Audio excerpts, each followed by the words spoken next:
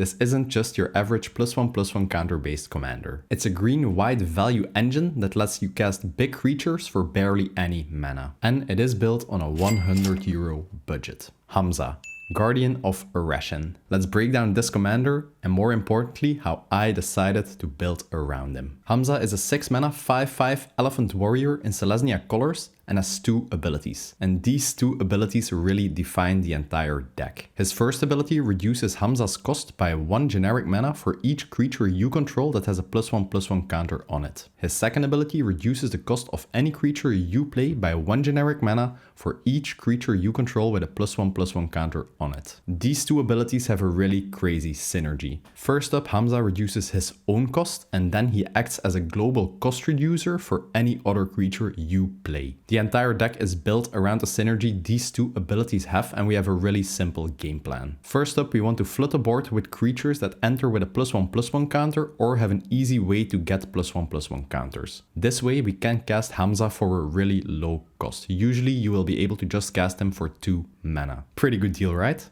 Then we will play Hamza as early as possible. Usually you will be able to get him out on turn 3 or 4 really consistently. Since we still have the creatures with the counters on the battlefield when we play Hamza, we can utilize his cost reduction instantly. Which means we can instantly follow up with really high mana value creatures since they will have their cost reduced to almost 0 due to Hamza being on the battlefield. To get the maximum value out of his cost reduction effect, we play a ton of creatures that have X in their mana cost. With enough creatures that have counters on the board, your X cost spells will be reduced by 5, 6, 7, 8 mana, and you will be able to, for example, play really big Hydras for a really low mana cost. Obviously, since we are in Selesnya colors, we don't have access to great card draw, so we play a lot of support cards that allow us to keep our hand filled throughout the game. And my favorite part about the deck is it's built on a €100 budget. We don't play any tutors, we don't play any game changers, we don't play any combos, meaning this is a bracket 2 deck, making this a really fun deck to play at lower power tables, and it can even compete at some higher power level tables.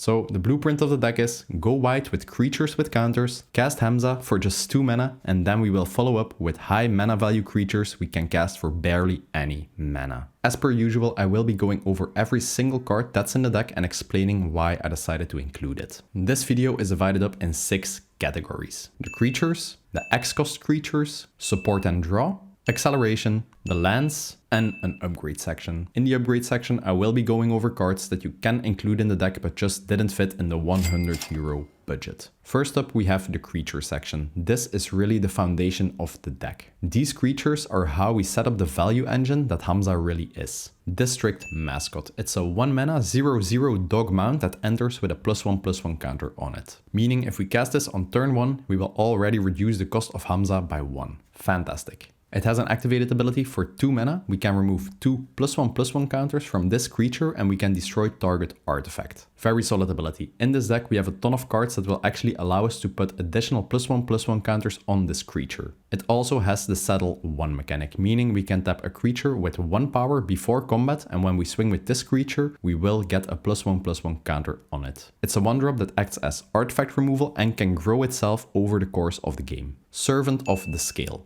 Another 1-drop 0/0 creature that enters the battlefield with a +1/+1 counter on it, reducing the cost of Hamza. When Servant of the Scale would die, we are allowed to put any +1/+1 counters that were on Servant of the Scale onto any other creature we control. We can just put a huge amount of +1/+1 counters on this creature, and when opponents do manage to remove it, the counters just get moved to something else. A really annoying creature to deal with. Exactly the same creature, but in white, Star Pupil. Another 1-drop creature that enters with a +1/+1 counter. Whenever this creature dies, we can move its counters to any other creature we control. Once again, really annoying to deal with. Botanical Brawler. It's a 2 mana trample creature that also enters with 2 +1/+1 counters on it. Whenever +1/+1 counters would be put on any other permanent we control, if it's the first time that permanent gets counters this turn, we also are allowed to put a +1/+1 counter on Botanical Brawler. Since in this deck we will constantly be putting counters on every permanent we control,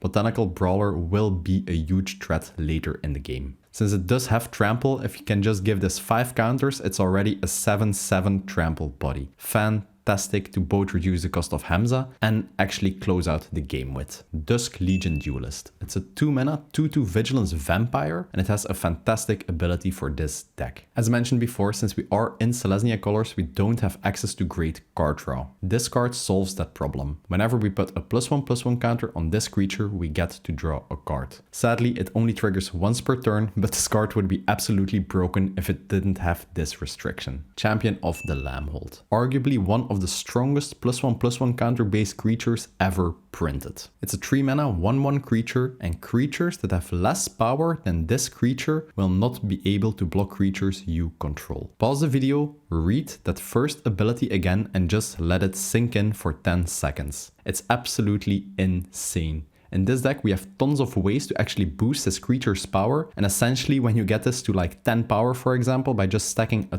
ton of counters on it, all your creatures will become unblockable. A 3-mana creature disguised as a win con. The first ability alone already makes this into a fantastic card we must include in the deck, but it even has a second ability, which is almost as good. Whenever another creature enters the battlefield under our control, we can put a +1/+1 counter on Champion of the Lambhold. Combine this with the first ability and this card becomes just absolutely insane. Obviously, in this deck we will be playing a ton of creatures, and the fact that this card is not restricted to creatures, but you can also just make creature tokens enter and it will also trigger, is just insane. We do play a couple of cards in this deck that generate a ton of tokens, and they will just grow Champion of the Lambhold to insane amounts of power. Auto inclusion in any +1/+1 counter based deck. Kodama of the West Tree. It's a 3-mana 3/3 body. Every modified creature we control will get trample. Every creature we control with a +1/+1 counter on it counts as a modified creature. Already a really solid ability in itself. If we have a lot of power on board, we can actually start closing out games because they will get trample. But the best part is the last ability. Whenever a modified creature we control deals combat damage to an opponent, we get to search our library for a basic land card and put it into play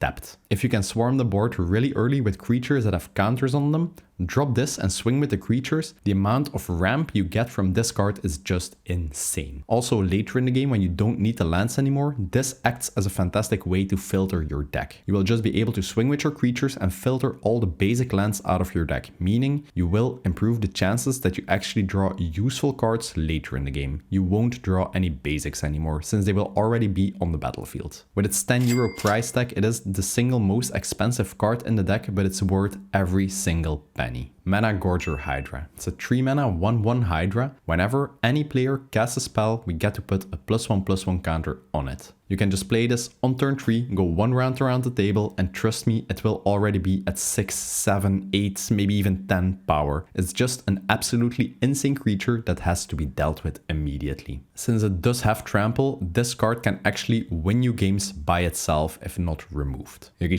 When he enters the battlefield, we can put a +1/+1 counter on up to 2 creatures we control. Pretty okay ability. We can put a +1/+1 counter on himself and another creature we control that doesn't already have counters. The main reason we play him is his second ability. Every creature we control with a +1/+1 counter on it can be tapped to add 1 green mana to our mana pool. We will control a ton of creatures with counters on them at all times, so we will be able to generate an absolute ton of mana when we have this on the field. Perfect to cast even bigger Hydras. Rosie Cotton. Whenever she enters the battlefield, we get to create a food token. Whenever we create a token, any token can be a food, treasure, creature token, doesn't matter, we get to put a +1/+1 counter on any creature we control that's not Rosie. As you will see later in this video, we do play a ton of cards that can generate a ton of creature tokens. With Rosie, for each token, we will just get an additional +1/+1 counter. Perfect. Rosie is well known as a combo piece that's used in many infinite combos. We don't play any of those since I really wanted this to stay a bracket 2 deck. We don't play any tutors, so we don't have a reliable way to tutor up the combo pieces anyways. Talking about token generation, Torrens, Fist of the Angels. This 3-mana legendary creature has the training mechanic, meaning whenever it attacks together with a creature with greater power, we can put a +1/+1 counter on the creature with training. so he will grow over time and get a ton of counters. Whenever we cast a creature spell, we get to create a 1/1 soldier token with the training mechanic. We will be casting a ton of creatures, so torrents will generate us a ton of tokens. The best part about these tokens is they will swarm the board, and whenever we attack with them, they will all get a +1/+1 counter due to the training mechanic. This will result in a huge amount of cost reduction for Hamza or for other creatures when you have Hamza on the field. Warden of the Grove, one of the new cards we got in Tarkir Dragonstorm,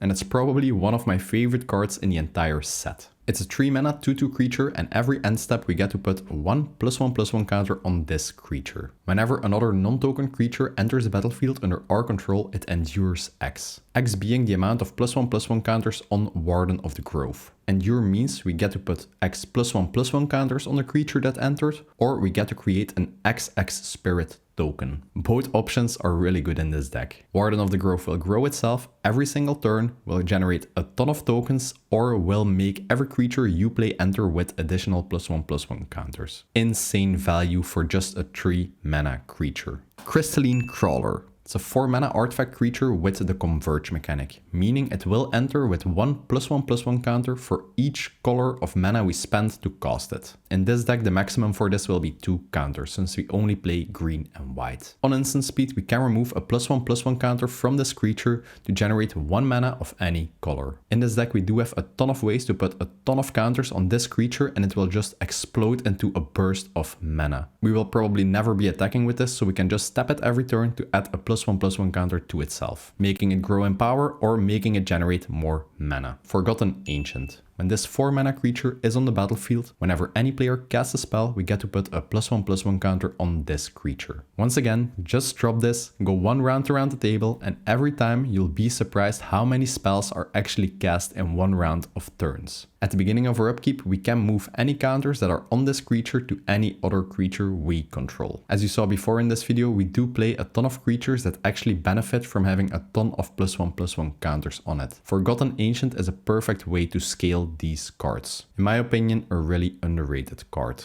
Lenore. At the beginning of combat on our turn, we get to put a +1/+1 counter on any creature we control. Then, if we control 3 creatures with a different power, we get to draw a card. The fact that she triggers at the beginning of combat means that she will instantly provide value the turn you play her. Most of the time, we will just be putting the +1/+1 counter on herself, since she then will be at 1 power and also counts towards Hamza's ability as an additional creature that has a counter on it. Honestly, the real reason we play this is because we desperately need card draw in Selesnya. Shalai, Voice of Plenty. It's a 4 mana 3/4 flying angel with a fantastic static ability. As long as she is on the battlefield, we, planeswalkers and other creatures who we control will get hexproof. I mention this every time I include Shalai in a deck, but you'd actually be surprised how many spells actually target players in a game of Commander. So Shalai giving you hexproof is really relevant. Also serves as a perfect way to protect Hamza, since it also will gain hexproof. Then for 6 mana, she has an activated ability that will just put a +1/+1 counter on each creature we control. Later in the game, when you have a ton of mana and you don't have anything to do with it, you can just pump up your creatures and set up for lethal. Sovereign Okinek Ahau,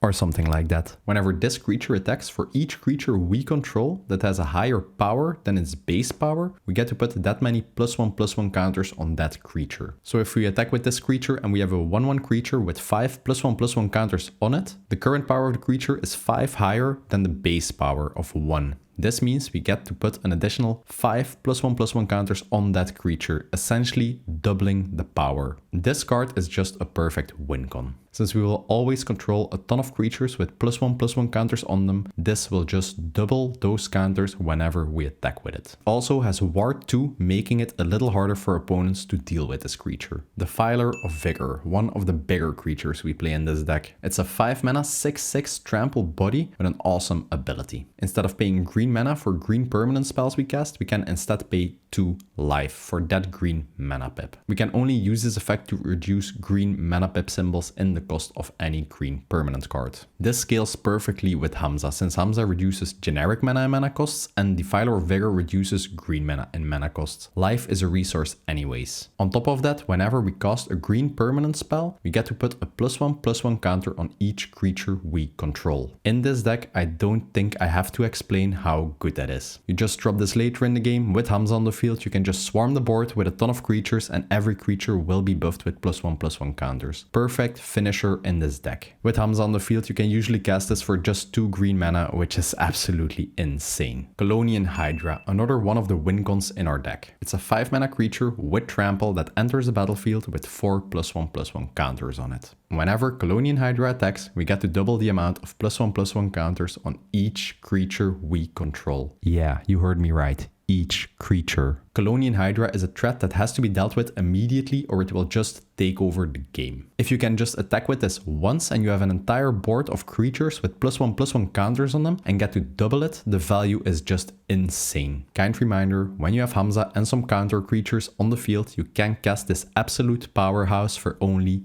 2 mana. Sky Boon Evangelist, another perfect creature to close out games with. It's a 3/3 flying body with support 6, meaning when this enters the battlefield, we get to put a +1/+1 counter on each of up to 6 creatures. This synergizes perfectly with its last ability. Whenever a creature with any counter on it attacks, it gains flying until the end of turn. So if you have a huge board of creatures, you can just play this creature, put a +1/+1 counter on 6 creatures, swing with them, they will all get flying, and Bob's your uncle. You will just lethal someone out of the game. This card will just win you games out of nowhere. No one will expect the Selesnya player to swing with huge hydras in the air. Surak and Goreclaw, a 6/5 trample creature. He will also give every other creature we control trample. So if we do manage to build up a really huge board of creatures with huge power, this creature will make sure we can close out the game, since everything will gain trample. Whenever any other non-token creature enters the battlefield under our control, we get to put a +1/+1 counter on it. And, best part, they will also get haste until the end of turn. With Hamza on the field, you will be able to cast this for only 2 mana. If you then are able to follow up with a big Hydra you just cast for 20 mana, it will gain haste and you instantly will be able to knock someone out of the game. This deck really is full of surprises, especially for it being in Selesnya colors, which is usually really slow, clunky big creatures. And last card in the creature section is Canopy Gargantuan, another awesome card from Tarkir Dragonstorm. It's a 7 mana, 7/7 flying creature. At the beginning of our upkeep, it checks the toughness of every other creature we control. We then get to put an amount of +1/+1 counters on every other creature we control equal to that creature's toughness. If this card just sticks on the board for 1 turn, it's game over for your opponents. If you have a simple 4/4 creature, every upkeep you just get to double the stats, since first time it will gain 4 counters,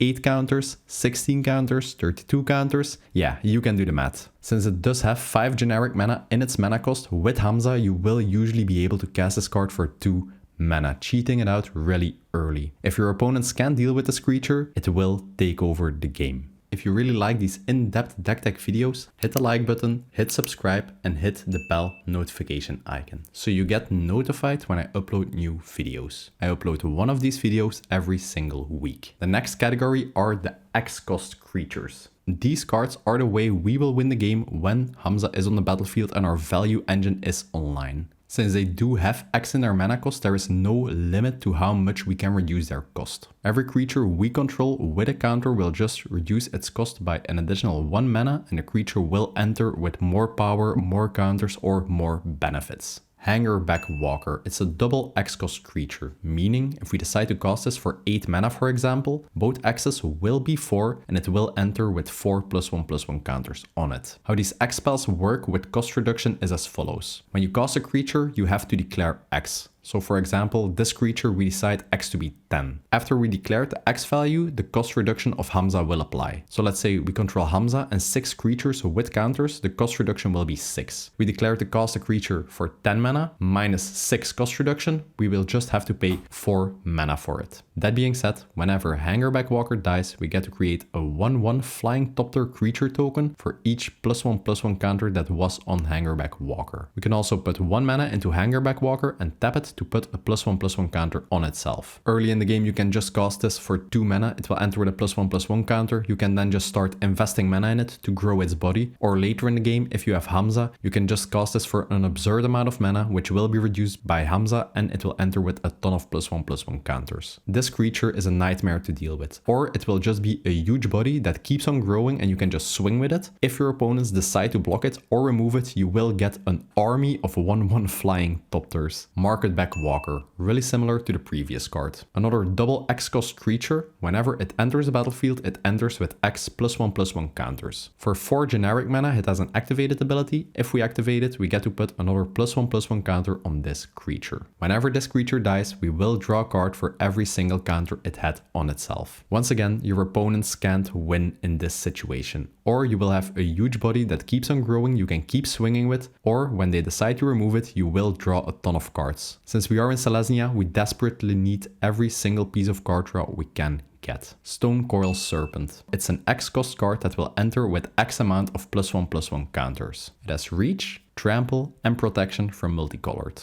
The most popular spells and creatures in Commander are actually monocolored. You'd be surprised. You can cast this for 1 mana on turn 1 to just get a creature with a counter for cost reduction with Hamza, or you can cast this later in the game for a ton of mana and you will have a huge trample body with protection from multicolored. The fact that the mana cost of this card is entirely colorless is perfect for Hamza, since he only reduces colorless mana symbols in the mana cost of a card. So if you have a ton of creatures with +1/+1 counters, you can cast a huge Stonecoil Serpent for 0 mana. Goldvein Hydra, another more expensive card in the deck. It will cost you 1 green mana plus X, and X is the amount of +1/+1 counters it will enter the battlefield with. It has really insane keywords being Vigilance, Haste, and Trample. Insane. On top of that, whenever this creature dies, you get tapped treasure tokens equal to its power. Once again, you can cast this early for just 2 mana. It will be a 1/1 creature with a +1 counter on it for Hamza. If it dies, you just get a treasure token. Perfect at replacing itself. Or later in the game, if you can actually cast this for 10 mana, you get a 10/10 Vigilance, Trample, Haste body, and whenever it dies, you will get 10 treasures. Crazy. A classic card, Mikaeus the Lunarch. Costs 1 white mana plus X, and X is the number of +1/+1 counters it will enter the battlefield with. You can tap this creature and it will put a +1/+1 counter on itself. Or you can tap him and remove a counter from him, and you will get to put a +1/+1 counter on every other creature you control. This card is perfect to play on turn 2. You just drop him, it will be a 1/1. Every turn you just start tapping him, adding counters to himself, and whenever you have a board filled with tokens or just a ton of creatures, you can tap him and just buff up all your creatures. Absolutely insane card to have in your opening hand. Mistcutter Hydra. If you play in a playgroup that plays a ton of blue commanders, Mistcutter Hydra will be your best friend. Can be countered, it has protection from blue, and has haste. Later on in the game, if you cast this as a 15/15 Hydra, you can just swing at your blue opponent, they can't counter it, can bounce it, can block it, and yeah, game's over. Ochre Jelly. It's a trample creature that enters the battlefield with X +1/+1 counters. If this creature would die and it had at least 2 +1/+1 counters on it, at the beginning of the next end step, you get to create a token of this card, and it will enter the battlefield with half the amount of counters the original dying Ochre Jelly had, rounded down. This means if you have a 10/10 Ochre Jelly and your opponents do decide to remove it since it is a big trample body, at the beginning of your next end step you just get a new one and it will have 5 +1/+1 counters on it. This is a really obnoxious and annoying creature to deal with. Your opponents will have to waste multiple removal spells on one single creature.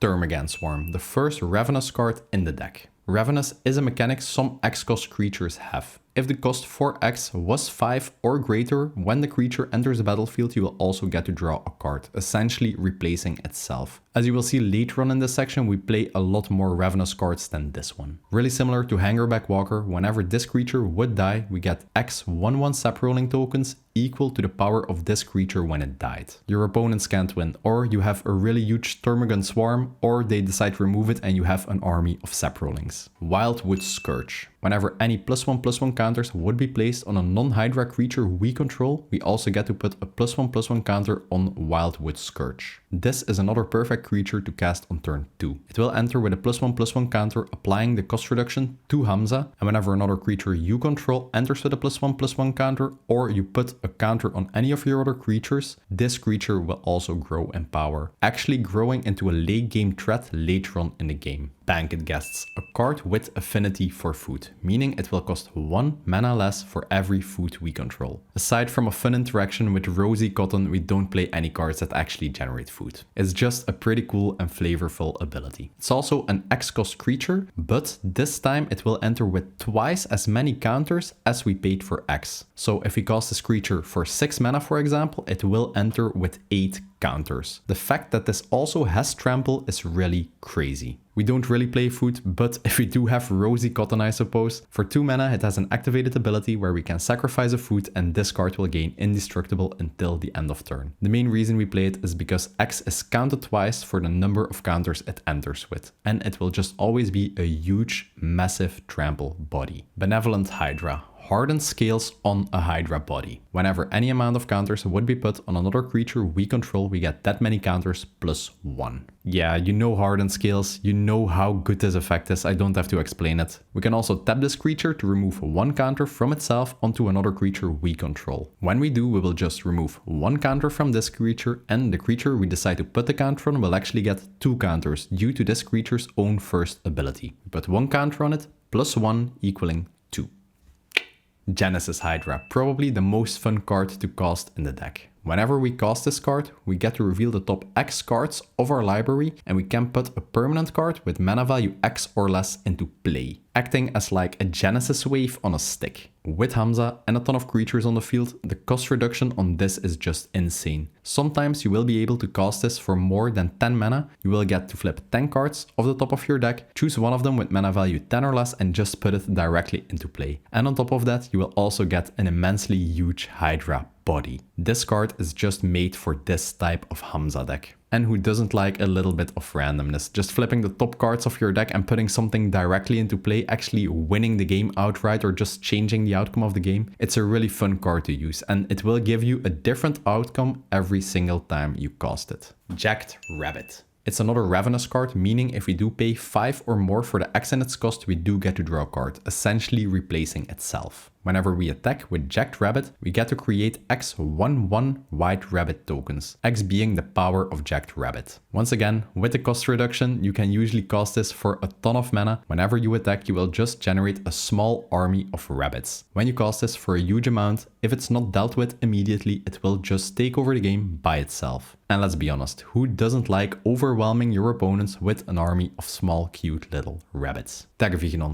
another card that has to be dealt with immediately. If you cast this for a huge amount of mana, you get a huge body with trample. Whenever it deals combat damage, it will generate you a small army of Tyranid tokens. This deck just plays so many good creatures that are threats in themselves and can take over the game. Your opponents will actually run out of removal. Voracious Hydra, a really good value creature. Whenever it enters the battlefield, we get to choose one of 2 options. Or we can double the amount of counters Voracious Hydra enters the battlefield with, which is really good since it does have trample. If you cast this for 8, it will enter with 6 counters, which you can double to 12, giving you a 12/12 trample body. Or you can make Voracious Hydra fight target creature you don't control, making it for removal on a stick. You just get to play a big body and fight an opponent's creature, removing it, and you will be left with a big body. We are in Selesnya, so we are kinda limited in the amount of creature removal we play, so this card is just a perfect fit for the deck. Rampaging Yaoguai. It's another X-cost creature that enters the battlefield with X +1/+1 counters. Whenever Rampaging Yaoguai enters the battlefield, we get to destroy any number of target enchantments and or artifacts as long as the total mana value of those enchantments and artifacts is less than X. As you can imagine, with Hamza and his cost reduction, we can usually cast this for a huge amount of mana, and usually you will be able to destroy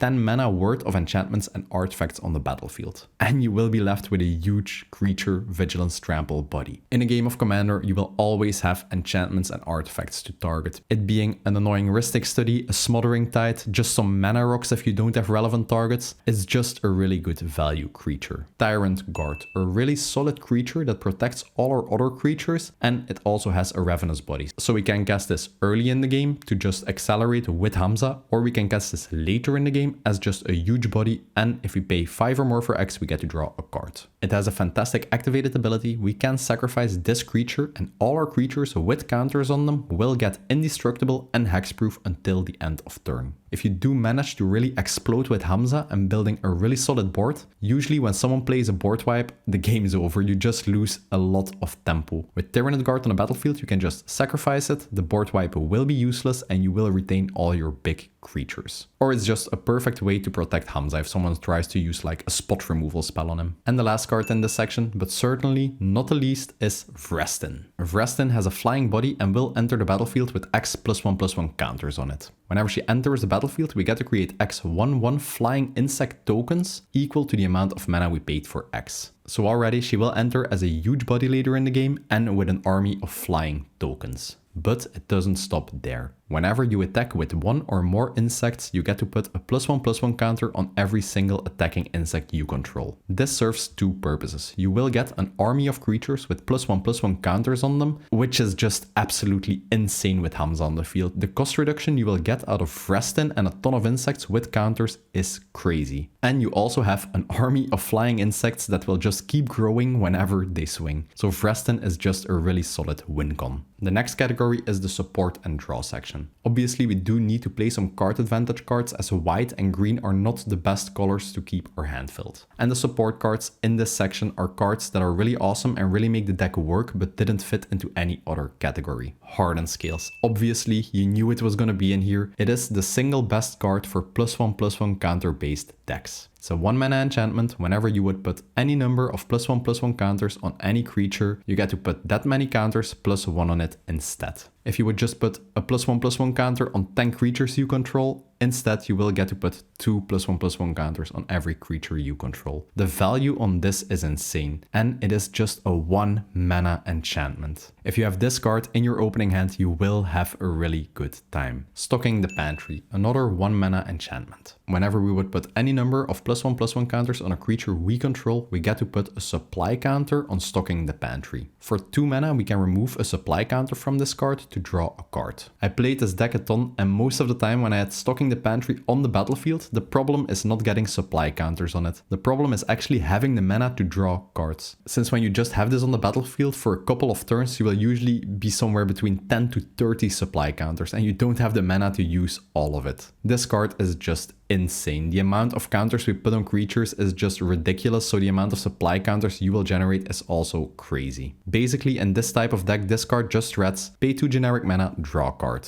Which sounds really good, let's be honest. Ozolith, the Shattered Spire. It's a legendary artifact that basically has the same effect as Hardened Scales. Whenever we would put any number of counters on a creature we control, we get to put that many counters on them +1. On top of that, it also has an activated ability where we can put 2 mana into it and tap it, and we get to put a +1/+1 counter on a creature we control. Due to its first ability, we get to put 2 counters on a creature we control. And later in the game, if we really do need to draw cards, we can even cycle this card for 2 mana, meaning we can discard it for 2 mana and draw a new card. This card really is an auto-include in any counter-based deck, just like Hardened Scales. Evolution Witness. It's a 3 mana creature, and whenever a counter gets put onto Evolution Witness, we get to return a permanent card from our graveyard to our hand. This is the only graveyard recursion we have in our deck. So later in the game, if some of your creatures do get removed or you get milled or something, with Evolution Witness you can just get the key creatures you need from your graveyard back to your hand. We have no other way to get creatures back from our graveyard. For 2 mana, it also has the Adapt to mechanic, meaning if this creature has no counters on it, we can pay 2 mana to put 2 counters on it, also triggering its own ability. Hunter's Insight, my favorite mono green card draw spell. For 3 mana, we can choose a target creature we control. Whenever that creature would deal combat damage to a player, we get to draw that many cards. As you can imagine, we have a commander with 5 power that we can usually cast for only 2 mana. So yeah, Hamza will draw us 5 cards. Or I don't know, if we cast a Hydra for like 20 mana, for example, and squeeze this in, we get to draw 20 cards. The fact that this card can be cast on instant speed is what makes it good. You can just declare attackers, opponents will declare their blockers. If a creature you control is not blocked, you just cast this card on them and you will draw cards equal to the power. The downside to this card is in your end step you will have to discard down to hand size, since you will be drawing that many cards of this spell. Jiang. It's a 3 mana planeswalker with a fantastic ability for a +1/+1 counter based deck. Every creature we control with a counter on it can be tapped to add 1 green mana to our mana pool. We will be controlling a ton of creatures with counters at all times. So when you drop this, you will be able to generate an absolute ton of mana.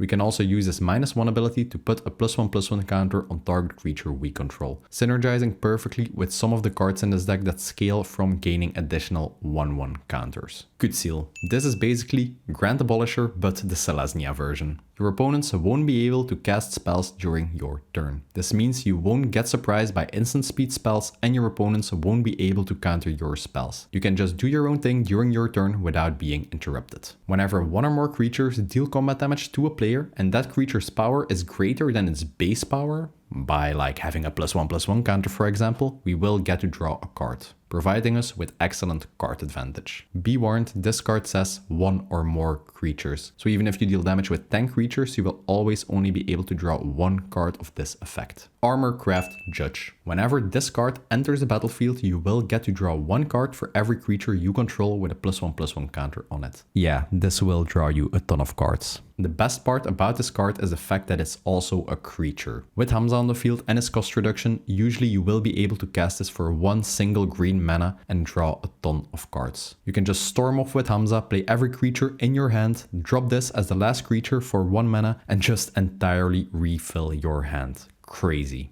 Beast Whisperer, a classic option in green to draw cards. It's really simple. Whenever you cast a creature spell, we get to draw a card. In this deck, we play a total of 52 creatures, so yeah, Beast Whisperer is an auto-include. Felidar Retreat, an awesome 4 mana enchantment with landfall. Meaning whenever a land enters the battlefield under our control, we get to choose one of 2 options. First option allows us to generate a 2/2 cat token, growing our board state even more if we really want to go wide. Or the second option, we get to put a +1/+1 counter on each creature we control. And additionally, all the creatures we control will also get Vigilance until the end of turn. Honestly, just switching between the 2 options is the best in my opinion. Since we can put counters on our creatures, which is really good, we will grow them in power, but Hamza really cares about just 1 counter being on a creature. Since it doesn't matter if it has 1 counter or 50 million counters on it, the cost will always be reduced by 1. So in most cases, it's best to just generate a ton of cats by dropping lands and then putting +1/+1 counters on creatures if you control creatures that don't already have a +1/+1 counter. We really want to get the most benefit out of Hamza's cost reduction as possible. Primordial Sage. Basically a more expensive Beast Whisperer. Whenever we cast a creature spell, we get to draw a card. I'd like to remind you, with Hamza on the field and a couple of creatures, this card will only cost you 2 green mana. And basically the same card is Soul of the Harvest. Whenever any non-token creature enters the battlefield under our control, we get to draw a card. Just another awesome way to keep our hand filled throughout the game. This was one of the hardest decks ever to cut down to 100 cards, since you just have that many great options for this type of deck. The Moxfield decklist is linked in the description below. If you want to see what other cards I was considering for the deck, just check out the considering section of the decklist on Moxfield. And while you're at it, hit the follow button on Moxfield so you can see every single decklist of every deck I've ever made for the channel. Next up, we have the acceleration section. Getting out Hamza as early as possible really is key to this deck. Sol Ring, yeah, we play it, just gets out Hamza 2 turns earlier and later in the game just allows us to pay 2 more for our X cost cards. The value on this is just too good not to play it. Gyre Sage, a 2 mana 1/2 creature with Evolve. Evolve means whenever a creature enters the battlefield under our control that has a greater power or toughness than this creature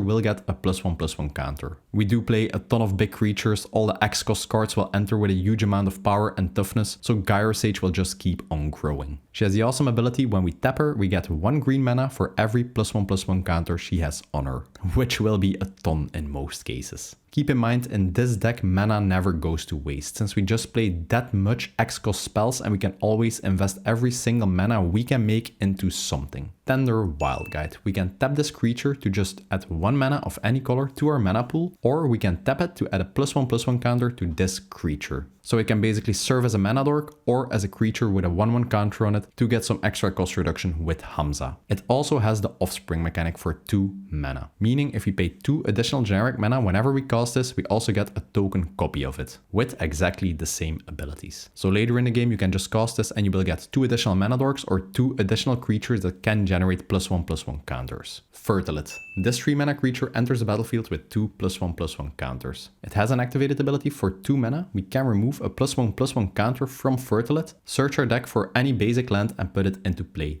tapped. So another body with counters on it for cost reduction, and with this activated ability we can just filter every single basic land out of our deck, or accelerate our mana. As you saw before, we have a ton of ways in this deck to grow the amount of +1/+1 counters on Fertilite, and yeah, you can just filter one land out of your deck for 2 mana, which is a pretty good deal. Kami of Whispered Hopes, and this is so much more than an acceleration card. This card also has hardened scales attached to it, so whenever we put any number of +1/+1 counters on any creature we control, we get that many +1. If it was just a 3-drop creature with this ability, I'd probably consider playing it in this deck, but it even has another ability. We can tap it and we will add X mana of any color to our mana pool equal to the power of Kami of Whispered Hope. If you can just put counters on Kami, which will be like multiplied due to its own ability, and grow the power to crazy amounts, this will generate a ton of mana. And as mentioned before, in this deck you will always be able to use every single bit of mana you generate. Next up we have the interaction and protection section. These cards help us deal with threats of our opponents or protect our own key creatures. In every white deck I play, I will always be including these two cards: Path to Exile and Swords to Plowshares. Basically, for 1 white mana, on instant speed we get to exile target creature. These are the most efficient removal spells ever printed in Magic. Play your removal. Duty beyond that. As an additional cost to casting the spell, we have to sacrifice a creature. Then all our creatures will get indestructible and all our creatures will get a +1/+1 counter. If you have a ton of value creatures on the board, some big hydras, Hamza, you can just sacrifice one of the mana dorks or one of the tokens we generated. Everything will grow even more and get indestructible. Perfect answer against board wipes or spot removal. Generous gift. For 3 mana, we get to destroy any permanent on instant speed, and its controller will create a 3/3 elephant token. Elephant token is not that relevant since we just play huge creatures and we don't really care about a 3/3 blocker. Generous Gift is a really good card since we can target any permanent. This even helps us if we need to deal with some problematic lands, like a Field of the Dead for example. Inspiring Call. I didn't know where to put this card since it's both a really great protection spell and a really great card draw spell. For 3 mana, on instant speed, we get to draw a card for every single creature we control that has a +1/+1 counter on it. So yeah, once again, this will result in a huge amount of card draw. On top of that, all our creatures also gain indestructible until the end of turn. If someone plays a board wipe and you can cast this in response, yeah, your board will survive, your hand will be filled, it will just blow out your opponents. Signature Slam. For 3 mana, we get to put a 1/1 counter on target creature we control. Then each modified creature we control deals damage equal to its power to target creature we don't control. They don't fight, our creatures just deal damage equal to their power, so they won't receive any damage back. If you have 10 modified creatures, you can only choose 1 target creature an opponent controls. So all 10 creatures will deal damage to that creature, but you can only select that one. It's not like a board wipe or something. That would be absolutely broken. I got kind of confused on the wording on the card there. I thought you could pick any number of creatures your opponents controlled, but it's just 1. And last up in the interaction section, we have Unbreakable Formation. For 3 mana, on instant speed, we can give all our creatures indestructible until the end of turn. If we cast this spell during our main phase, all our creatures will gain a +1/+1 counter and vigilance until the end of turn. So this serves both as a great protection spell for just 3 mana, and we can also pump our creatures or add counters to them, which we can scale up with some cards in this deck. And yeah, just swing for lethal. Really good card. I really love cards that give you additional options depending on the time you decide to cast them. Next up we have the lands. Since we are on a €100 budget, we mainly run a ton of basic lands. That being said, we do play some utility lands that synergize perfectly with some cards in the deck. Bonder's Enclave. This land enters untapped and taps for a colorless mana. If we invest 3 mana into it and tap it, we can draw a card. It does have the requirement of us controlling a creature with power 4 or greater. At most times we will control Hamza since he is just that cheap to cast and he has 5 power. Just a land that allows us to draw some cards. Drenit Ruins. Another land that taps for a colorless mana. We can invest 2 mana into it and tap it, and we are able to put 2 +1/+1 counters on target non-human creature that entered the battlefield this turn. It's just an awesome land late game if you do have some mana left to put additional counters on on creatures you play. Gavany Township, a classic land that most counter decks play. Taps for a colorless. For 4 mana and tapping it, we get to put a +1/+1 counter on each creature we control. Later in the game, if you have nothing to do with your mana or your hand is empty, you can just invest in Gavany Township and grow your boards and set up for lethal. Karn's Bastion. For 4 mana, we can tap it and proliferate, meaning we can choose any number of permanents that have a counter on them and then add an additional counter to them, just growing our creatures with +1/+1 counters. Llanowar Reborn, the only land we play in this deck that enters tapped. It has the graft mechanic, meaning this land enters with a +1/+1 counter on it. Whenever we play a creature, we can move the +1/+1 counter from the land to that creature. It's just a fun little addition and can help you out sometimes early in the game. Just another way to get counters on creatures that don't enter with counters. Or when you just cast Hamza, because he doesn't have a counter on him himself, but he does count himself as a creature with a counter on it for cost reduction. We play a Pain land, a Command Tower, one of the Horizon lands, which is perfect later in the game if we don't need the lands anymore to just draw his cards, a Filter land, a Check land, 14 forests and 8 plains. Last up, we have a small little upgrade section. If you're not on a budget and you want to invest more money in this deck, these are the cards I would include. Scythe Cat Cup. It's a 2 mana 2/2 trample creature with landfall. Whenever a land enters the battlefield under our control, we are allowed to put a +1/+1 counter on target creature we control. If it's the second time a land entered the battlefield under our control, we double the amount of counters on target creature. Yeah, this card really does it all. It generates counters, it has trample so you can just stack counters on itself, and it doubles counters. If you can just play this on turn 2, start playing lands and even include fetch lands in the deck for example, and get the double triggers, this will grow insane amounts and opponents will have to deal with it or they will just lose the game. Flawless Maneuver. Honestly, the cards that cost 0 mana whenever you control your commander are really busted and should be banned in my opinion. That being said, giving all your creatures indestructible for 0 mana is really too good not to play. This is probably the first card I'd include in the deck if I wasn't on a budget. Damning Verdict. It's 5 mana, a simple board wipe, it destroys all creatures that don't have counters on them. Since most of our creatures will always have counters on them, this is just a one-sided board wipe for 5 mana. Elspeth Stormslayer. Probably the strongest card in the new Tarkir Dragonstorm set. The passive ability doubles any amount of tokens we generate. As you saw in this deck, we do generate a ton of creature tokens, so this is just perfect. Her +1 also generates 2 soldier tokens, perfect way to protect herself, and her 0 ability is really good in this deck. We get to put a +1/+1 counter on each creature we control, and they also gain flying until the end of turn. Absolutely crazy. The minus ability is just solid removal for any creature with power 3 or greater. Elspeth is a really fantastic card, but it does come at a hefty price tag currently. And the last card, and the most expensive card I'd include in this deck if I wasn't on a budget, is the Great Henge. It's a 9 mana legendary artifact and its cost is reduced by X. X being the greatest power we control amongst creatures. Usually with Hamza on the field you can just cast this for 4 mana and the activated ability is just insane.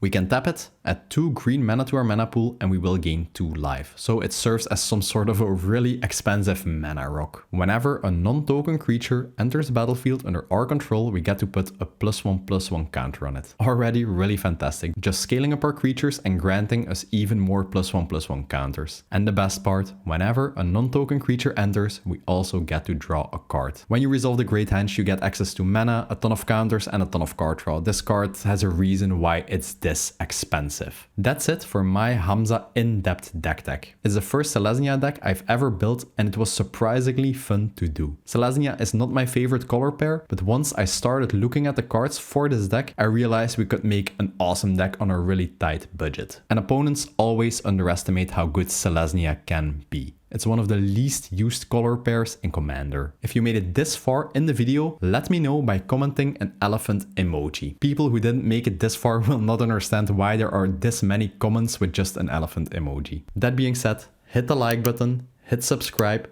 turn on the bell notification icon and share this video with your entire family. Panzer out.